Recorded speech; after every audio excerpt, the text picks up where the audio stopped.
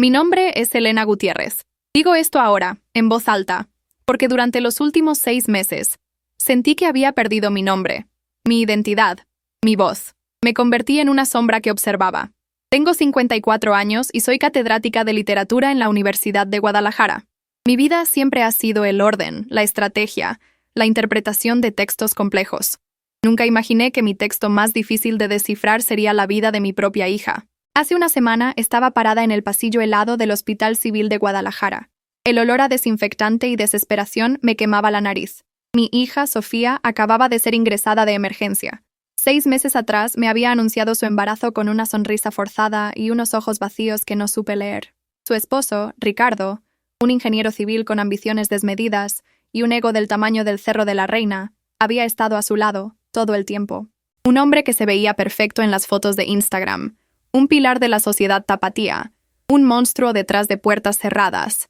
Sofía sufrió un desmayo en su casa. Ricardo la llevó al hospital, histérico, gritando sobre su bebé, su futuro. Yo llegué en cuanto pude.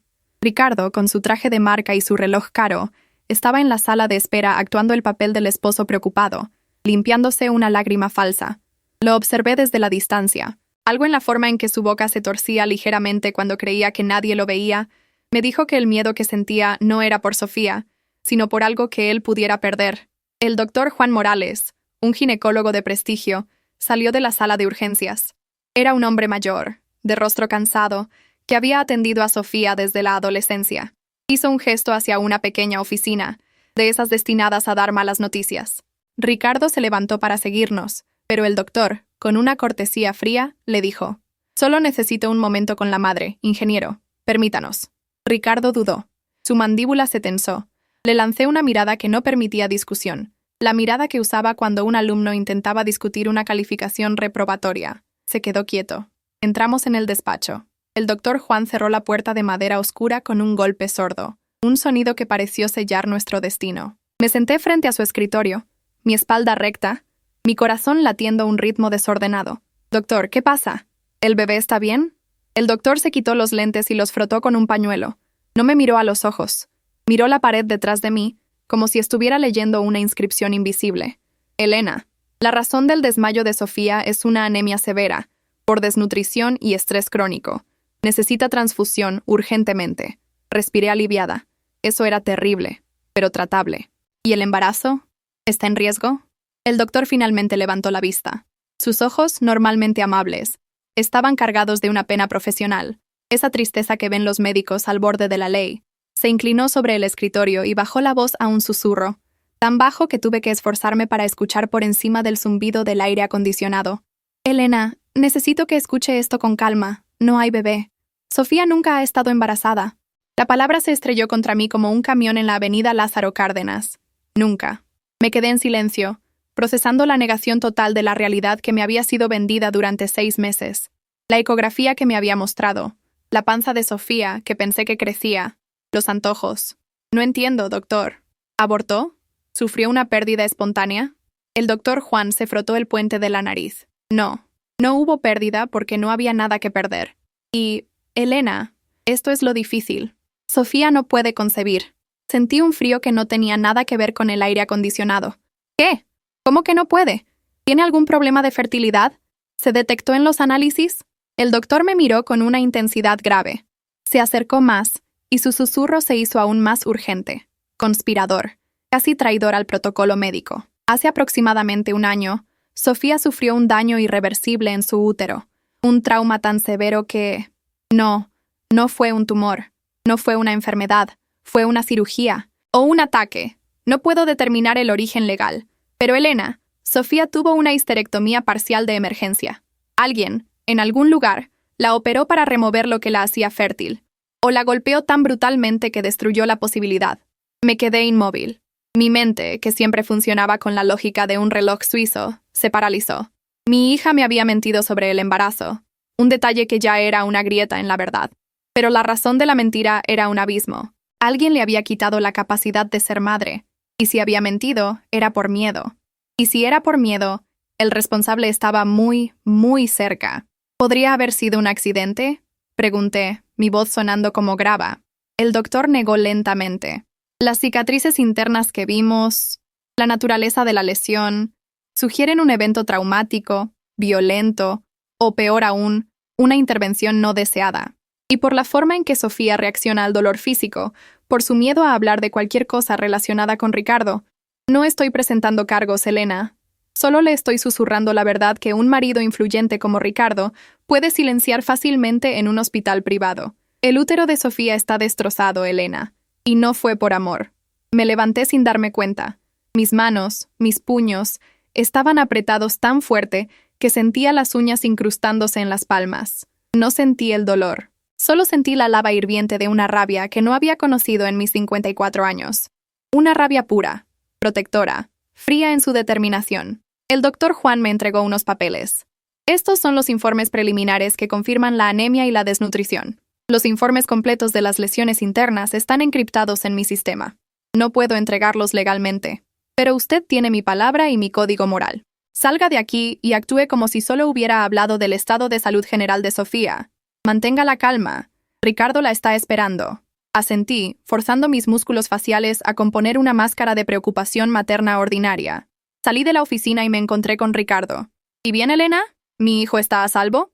Su tono era exigente, posesivo, no de padre, sino de propietario.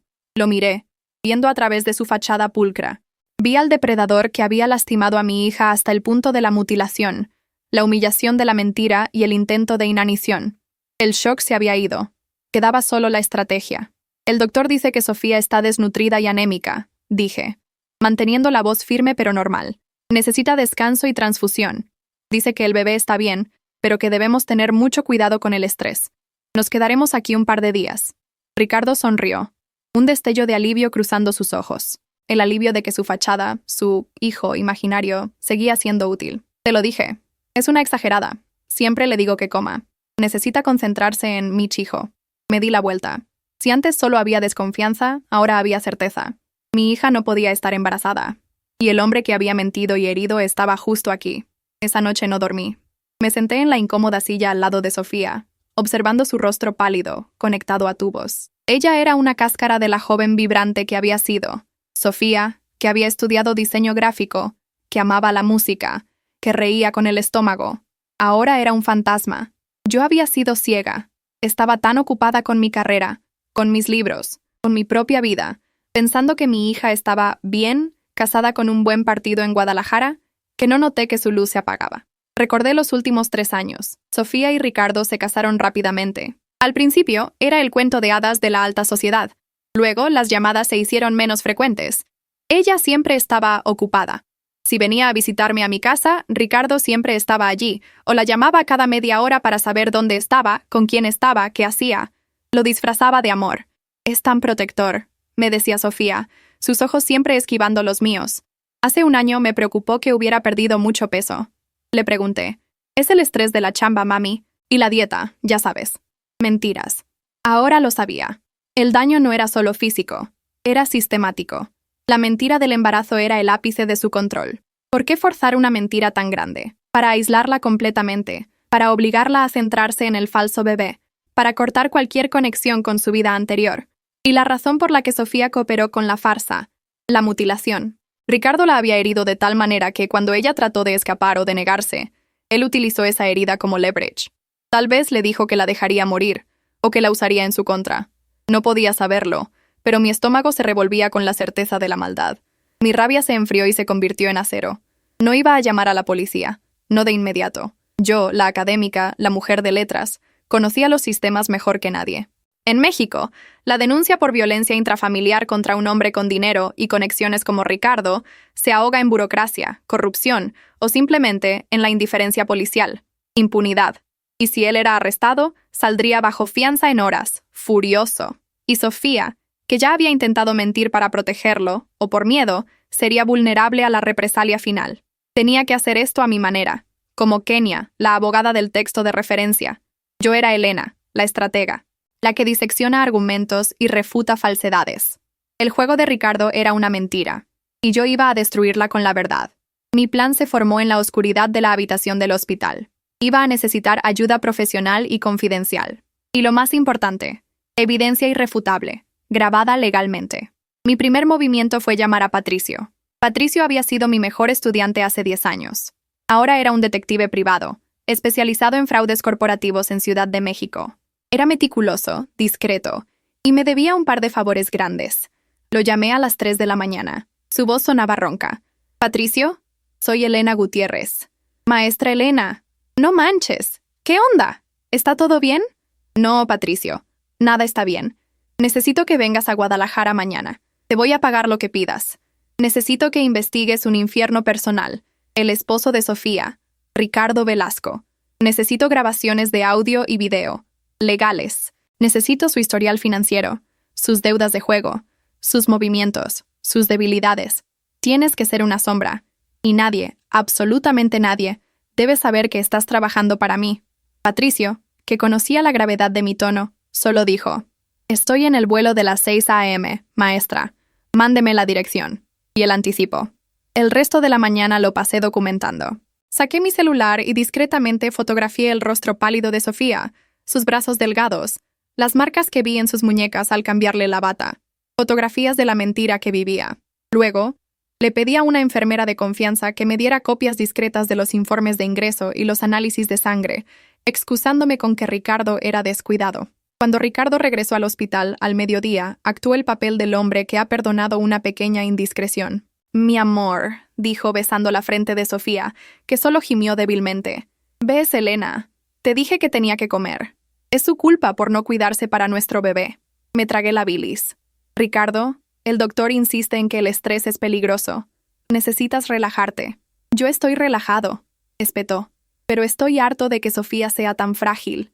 Tengo una presentación importante mañana en Puerto Vallarta. ¿Crees que puedo dejarla sola con una nana? Debería venir a casa». «Se queda aquí», dije mi voz plana. El doctor lo ordenó. «Si el embarazo es lo que más te importa, debe estar en reposo total». Él me miró con resentimiento. Sabía que no podía discutir con una orden médica. O más bien, no podía discutir conmigo sin romper su fachada de esposo devoto frente a las enfermeras. Esa misma tarde, Patricio ya estaba en Guadalajara. Nos reunimos en un café anodino cerca de mi universidad. Le di un resumen helado de la verdad. La mentira, la mutilación, la desnutrición. Sus ojos, que habían visto mucho, se oscurecieron de ira. «Maestra, esto no es solo violencia. Es intento de homicidio y lesiones agravadas. Es un caso penal brutal». «Lo sé, Patricio. Pero si vamos por la ruta penal clásica, Sofía no solo tendrá que revivir el trauma, sino que Ricardo tendrá todo el tiempo del mundo para manipular la evidencia y culparla a ella por inventar las lesiones. O peor, huir con sus activos. No vamos a darle una opción penal. Vamos a darle una ruina civil y social». Mi plan era simple. En los próximos 3 días, mientras Sofía estaba segura y sedada en el hospital, yo iba a infiltrarme en la vida de Ricardo.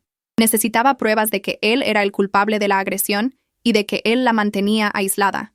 Patricio me entregó dispositivos, un micrograbador de audio con capacidad de 3 días, camuflado como un dije que colgué en mi cuello, un rastreador GPS minúsculo que instalé en mi auto, y, crucialmente, Patricio se infiltraría en la casa de Ricardo y Sofía.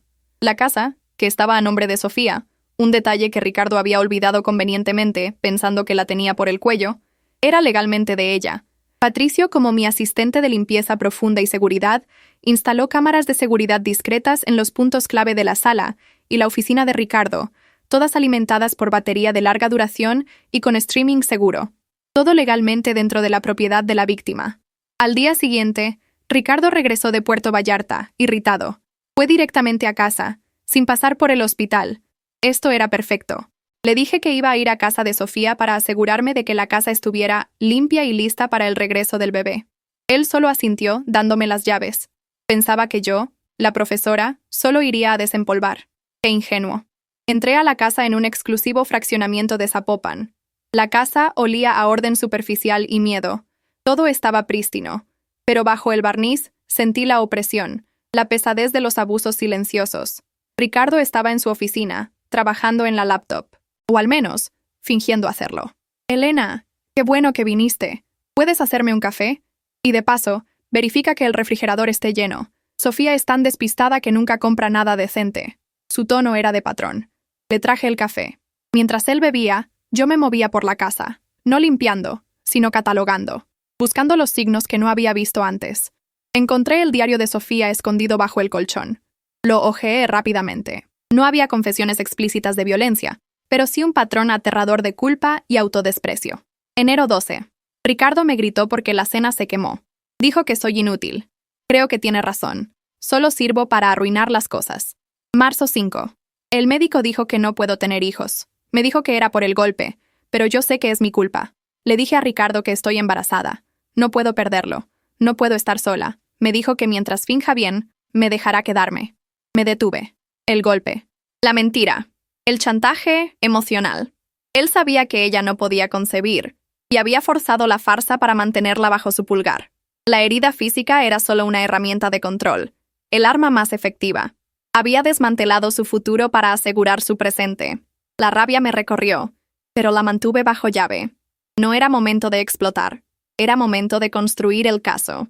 Más tarde, Ricardo salió a cerrar un negocio, lo que Patricio identificó rápidamente como una reunión con su corredor de apuestas y una mujer de dudosa reputación. Lo teníamos en video. Mientras él estaba fuera, Patricio entró. Su trabajo fue rápido y silencioso. Clonó el disco duro de la laptop de Ricardo. Instaló software de monitoreo en su teléfono, que Sofía le había regalado. Y lo más importante, instaló el sistema de audio-video en el dormitorio principal. Necesitaba provocar la reacción de Ricardo. Necesitaba que mostrara su verdadero rostro y que lo hiciera ante una cámara. El día 2, Sofía seguía estable en el hospital. Yo regresé a la casa. Ricardo, con resaca de su noche de negocios, estaba de mal humor. ¿Qué estás haciendo aquí otra vez, Elena? ¿No tienes clases? Me preguntó, tirado en el sofá. Necesito tomar algunas cosas de Sofía, documentos importantes para su hospitalización. Fui al dormitorio. Escuché su voz detrás de mí, acercándose. Oye, ¿por qué demonios le dijiste al doctor que mis cuentas de banco estaban desordenadas? Me di la vuelta. Yo no dije eso. Sí, lo hiciste. El doctor Juan me llamó. Me preguntó sobre la liquidez para el futuro del bebé. No es asunto suyo. Ricardo estaba furioso. Había llamado al doctor y Juan para validar mi historia y el doctor, actuando bajo mi sutil instrucción, preocúpese por los fondos para el futuro del bebé, lo había confrontado con su falta de responsabilidad.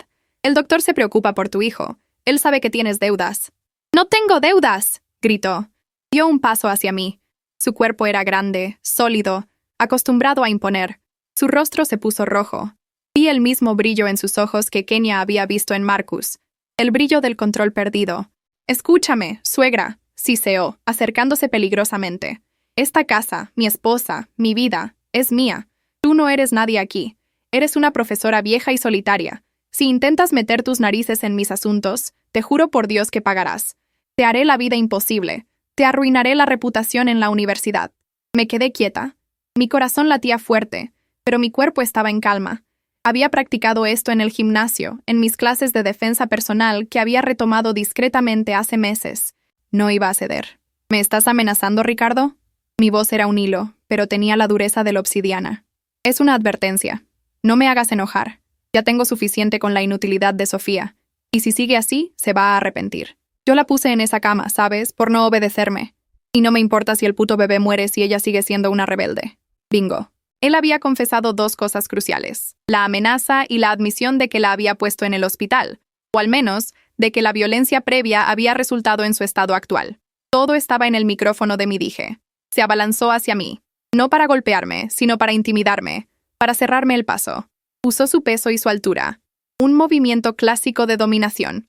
En lugar de retroceder, di un paso firme hacia él. Mi hombro chocó con su pecho. Fue un movimiento sutil pero firme. El tipo de movimiento que desequilibra a un hombre que espera sumisión. Él se tambaleó, sorprendido. Ninguna mujer en su vida, y menos su suegra, lo había desafiado físicamente. «No te atrevas a tocarme», dije sin gritar. «Tú has perdido el control, Ricardo. Ya no tienes el poder aquí». Me di la vuelta y salí del dormitorio. Lo dejé temblando de rabia. Él esperaba llanto, disculpa, miedo. Le di desprecio. En la sala, esperé la inminente represalia. No tardó. A la hora, recibí una llamada del rector de mi universidad. Me acusaba de usar recursos universitarios para investigar asuntos personales y de tener una conducta indecorosa. Ricardo había activado su red. Respondí con la misma frialdad. «Rector, le recuerdo que soy catedrática con contrato indefinido, y si me acusa de usar recursos, envíeme la documentación probatoria. o consideraré esto un acoso laboral y una difamación. Y casualmente, tengo grabaciones de amenazas directas a mi persona, hechas por un empresario con conexiones políticas que no le gustarían a la prensa. La amenaza funcionó. El rector, asustado por la publicidad negativa, se retractó. Ricardo no solo era un abusador, era un estratega sucio que jugaba a hundir a los demás. El día 3. El día del juicio final. Sofía estaba lo suficientemente recuperada para ser trasladada a mi casa, donde estaría segura. El doctor, Juan, le había dado el alta, insistiendo en que la mudanza era esencial para su salud mental. Necesitaba la confrontación final en su casa, en su territorio. Llamé a Ricardo y le dije que iría a recoger las cosas personales de Sofía. Le dije que firmaríamos unos papeles de finiquito hospitalario. Lo cité a las 5 de la tarde. Cuando llegué, Ricardo estaba esperándome en el jardín, bebiendo tequila. Estaba demacrado.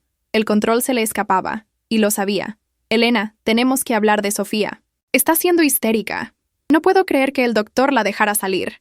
Necesita un marido, no una madre controladora. Sofía está bien. Lo que necesita es un divorcio.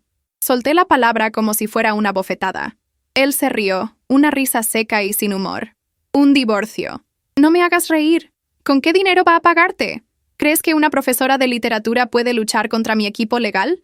Yo la dejo en la calle, Elena, sin nada. Tú no la dejas en la calle, Ricardo. Ella te saca a ti. Y la casa está a su nombre. Recuérdalo.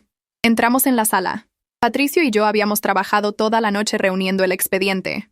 Tenía el disco duro clonado con registros de apuestas de miles de pesos en la Liga MX, transferencias a cuentas offshore, evidencia de desvío de fondos de su empresa y, crucialmente, la fecha y hora de la agresión que resultó en la histerectomía parcial. Me senté en el sofá, mi portafolio sobre la mesa de centro, el mismo lugar donde Ricardo había querido intimidarme. Ricardo, vamos a repasar la situación legal. Abrí el portafolio y saqué el archivo de documentos. No eran folletos, sino pruebas. Sofía te ha pedido el divorcio. Ella mantendrá la casa y la custodia total de Aliyah, el nombre de la hija que soñamos tener. Tú te irás de esta casa en 24 horas. «Me estás bromeando, ¿verdad? No voy a firmar nada», gritó. Saqué la primera prueba. La foto del ultrasonido que Sofía me había mostrado. Lo puse junto a un informe médico del Hospital Civil, fechado de ayer, con el sello del doctor Juan, claramente indicando anemia crónica, inhabilidad total de concepción debido a trauma interno severo. «Te mintió», dije con calma. «Pero te mintió porque la amenazaste, porque la torturaste, porque la dejaste estéril, y luego usaste esa misma esterilidad para chantajearla. ¿Sabías que forzar a una mujer a simular un embarazo para mantenerla bajo control es un delito de manipulación y coacción, además de la violencia de género que ya es?» Ricardo se quedó mirando los papeles. Sus ojos se movieron del informe de embarazo negativo a mis ojos, buscando el truco. «Es falso», murmuró. «Manipulaste al viejo Juan». Saqué el siguiente paquete.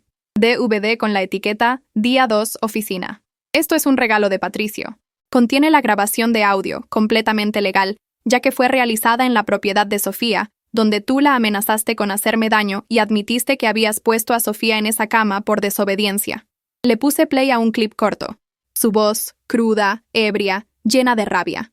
«Y si sigue así, se va a arrepentir. Yo la puse en esa cama, ¿sabes? Por no obedecerme. Y no me importa si el puto bebé muere». El color desapareció de su rostro. Cayó en el sofá, como si le hubieran cortado los tendones. Su bravuconería se disolvió en terror. Él sabía lo que valía esa grabación. «Y esto», continué, abriendo la laptop y poniendo una gráfica de sus transferencias y apuestas. «El SAT, Servicio de Administración Tributaria, estaría muy interesado en saber cómo un ingeniero de tu calibre tiene un desfalco de casi 3 millones de pesos mexicanos, además de las transferencias a nombre de una cuenta en Belice. Fraude fiscal, intento de agresión, lesiones agravadas, violencia económica. Ricardo, si presento esto en la fiscalía, junto con el testimonio encriptado del doctor Juan sobre la mutilación forzada, no solo irás a prisión, sino que perderás tu licencia profesional, tu reputación, y serás un paria en Zapopan». Me incliné sobre la mesa. No estaba gritando. Estaba susurrando mi ultimátum. «Solo tienes 2 opciones. Opción 1. Yo voy a la Fiscalía Federal de Jalisco ahora mismo. Exijo una orden de protección y te acuso penalmente. Te enfrentas a un mínimo de 15 años de prisión, sin posibilidad de fianza por la gravedad de las lesiones internas de Sofía. Opción 2. Firmas los documentos de divorcio que te doy. Cedes la casa. Cedes todos los activos que estén a nombre de Sofía, que son la mayoría. Pagas 15,000 pesos mensuales de manutención por el daño moral y económico, y te vas. Hoy. Respiró agitado. No, no tengo esa lana. Es un dineral. Claro que lo tienes. Vendiste el departamento de Puerto Vallarta a nombre de Sofía hace 6 meses, ¿recuerdas? Y tengo el rastreo del dinero. Lo recuperaremos. Y si no, le diré a la junta de accionistas de tu empresa cómo manejas tus finanzas personales y tu vida marital. ¿De verdad quieres que tu cara y esta historia de esterilización forzada salgan en El Informador? El miedo a la ruina social es más fuerte que el miedo a la ley para hombres como él. Su carrera, su ego, dependían de esa imagen de hombre exitoso y familiar. Ricardo levantó la cabeza y me miró con un odio tan profundo que casi me hace retroceder. Pero me mantuve firme. Eres una perra, escupió. Soy justicia, Ricardo. Y soy la persona que te salvó de la vergüenza máxima. Elige. Le pasé la pluma. Sus manos temblaban mientras examinaba los documentos. No buscaba lagunas, buscaba una salida que no existía. En menos de 5 minutos, firmó. Divorcio, manutención, cierre de cuentas, cesión de bienes. Todo. Con cada firma, un fragmento de su poder se desvanecía. Recogí los papeles, aún húmedos por el sudor de su mano. Estás fuera, dije. Tienes hasta mañana a mediodía. Un policía uniformado supervisará tu salida. Si tocas una sola cosa que no sea tu ropa personal, te acusaré de robo. ¿Entendido? Él no pudo hablar. Solo asintió. Su rostro una máscara de derrota. Salí de esa casa y conduje de vuelta a mi departamento. Sofía estaba esperándome. Al verla, el acero se derritió un poco. Ella estaba en mi cama, bebiendo caldo de pollo, un poco más colorida. Mami, ¿qué pasó? Ricardo no ha llamado. ¿Estamos en problemas? Me senté a su lado. Le tomé la mano. No, mi amor. Estamos libres. Ricardo firmó el divorcio. Se va de la casa. Nunca volverá a tocarte. Nunca volverá a hablarte. Sofía comenzó a llorar. No lágrimas de tristeza, sino de un alivio agotador. Le conté la verdad de manera suave. La verdad sobre su cuerpo y la mentira del embarazo. Le dije que no era su culpa, que lo que había pasado era un acto de violencia cruel. Ella se abrazó a mí, su cuerpo ligero temblando. Tuve tanto miedo, mami. Él me dijo que si alguien se enteraba de lo del hospital, me acusaría de mentirosa y me quitaría todo. Ya no más, mi niña. Ya no más. Eres fuerte. Solo necesitabas a alguien que te creyera. Pasaron las semanas. El divorcio se hizo oficial, irrefutable. Ricardo intentó impugnar los acuerdos, pero en cuanto mi abogado, que era Patricio, ahora actuando como mi asesor legal formal, presentó las grabaciones y el historial médico, el juez de familia lo desestimó con una mirada fría. Ricardo fue forzado a liquidar activos y a pagar la manutención por el daño causado. Sofía comenzó a sanar. No fue rápido. Necesitó terapia intensiva para lidiar con el trauma, con la vergüenza de la mentira y con la realidad de su cuerpo dañado. Pero volvió a reír. Volvió a tomar sus pinceles. Se mudó a la casa de Zapopan y la transformó, limpiando el miedo de las paredes. Y yo, la profesora, volví a mis clases, pero cambiada. Ya no era solo una teórica. Había sido una guerrera. La gente me pregunta si me arrepiento de haber cruzado líneas, de haber usado tácticas de espionaje, de haber manipulado el sistema legal para conseguir un resultado civil en lugar de criminal. ¿No debí llamar a la policía inmediatamente? Y mi respuesta es la misma que la de Kenia. No, ni por un segundo. El sistema en México, especialmente en casos de violencia contra la mujer y manipulación financiera, está diseñado para proteger al poderoso y obligar a la víctima a revivir su infierno en el estrado. Si hubiera ido por la vía penal, Sofía habría tenido que enfrentar a Ricardo en un juzgado. Él habría mentido. Habría utilizado su dinero para desacreditarla. Ella habría estado expuesta y vulnerable. Yo no buscaba venganza. Buscaba liberación. Y la liberación, para que sea permanente, a veces requiere dinamitar la estructura de poder del abusador. Le quité su dinero, su reputación y su control sobre Sofía. Lo dejé roto y sin poder de represalia. ¿Fue legal al 100%? Las grabaciones en la propiedad de Sofía con su consentimiento, dado retroactivamente pero legalmente válido, y la recopilación de evidencia financiera fueron meticulosas. Actué como su agente protector. Lo importante no es la técnica legal, sino el resultado moral. Salvé a mi hija de una muerte lenta. La rescaté de un hombre que le había quitado su cuerpo y su capacidad de verdad. Le devolví su voz. Hace unas semanas, Sofía estaba en mi departamento. Estábamos tomando café, platicando sobre un nuevo proyecto de diseño que había conseguido. Estaba viva, riendo, sus ojos llenos de luz otra vez. Mami, me dijo de repente. Gracias. Gracias por ser tan astuta. No sé cómo lo hiciste. Le acaricié el cabello. Lo hice porque te amo, Sofía. Y porque soy profesora de literatura. Y sé que a veces, para reescribir una historia de terror, tienes que convertirte en el villano del villano. Ella me sonrió. Una sonrisa genuina. Y en esa sonrisa vi la victoria. No la de la ley, sino la de la supervivencia. Si estás ahí, escuchando esto, en Guadalajara, en CDMX, en cualquier parte de este país donde el machismo y la impunidad reinan, y estás atrapada por un Ricardo, un hombre que te miente, que te aísla, que te duele, recuerda esto, no estás sola. Empieza a documentar tu celular, tu mejor amigo, fotos, audios, correos electrónicos. Guarda esa evidencia fuera de su alcance. Sé astuta. El sistema puede fallar, pero tu mente no lo hará. Busca apoyo, busca a tu hermana, a tu amiga, a tu madre, porque al final el miedo es el arma del abusador, y la única forma de desarmarlo es con la verdad y la estrategia. Yo soy Elena Gutiérrez. Soy catedrática y durante 3 días fui la justiciera de mi hija. Y sí, lo volvería a hacer. Por Sofía. Por todas las que necesitan a alguien que susurre la verdad cuando el mundo entero está gritando mentiras.